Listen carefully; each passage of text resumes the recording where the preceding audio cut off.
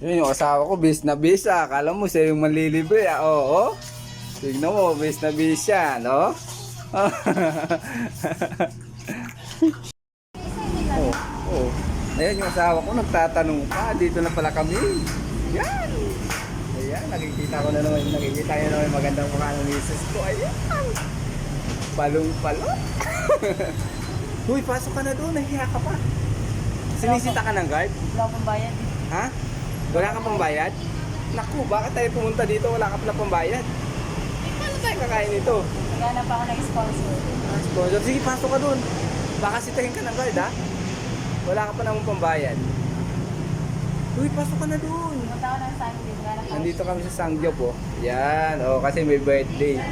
Makiki-birthday po kami sa kapatid niya. Uy, pasok ka na doon. Uy, pasok ka na.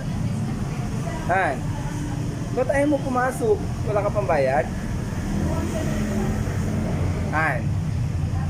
Han, uy, pasok ka na doon. Nakikitsismis ka pa dyan.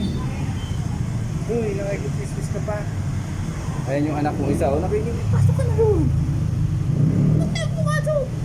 Wala akong pambayad. Wala ka pang bayad? Oh. Oh, may dala-dala ka pa niyan, wala naman laman. Oh. Ano ba yan? Kakain tayo, wala pa ng pera, wala ka naman laman. Oh. Tapos papunta-punta ka pa dito. Oh. Wala akong pera!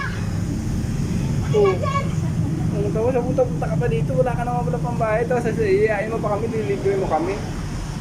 Pala wala ka naman pala pambayad. Pa! Uy, pasok ka na doon. Sige na mga church vlog kasi wala naman pambayad pala yung misis ko. Uuwi na lang kami, hindi kami nakain. Wala kasi pambayad. Ano ba yan? Papunta-punta pa dito. O sige na, halika na, uwi na tayo. Wala naman tayo pambayad. Nabudol mo kami, kala ko may pambayad ka, wala pala. Ano, ito mga Sige na, pabay na.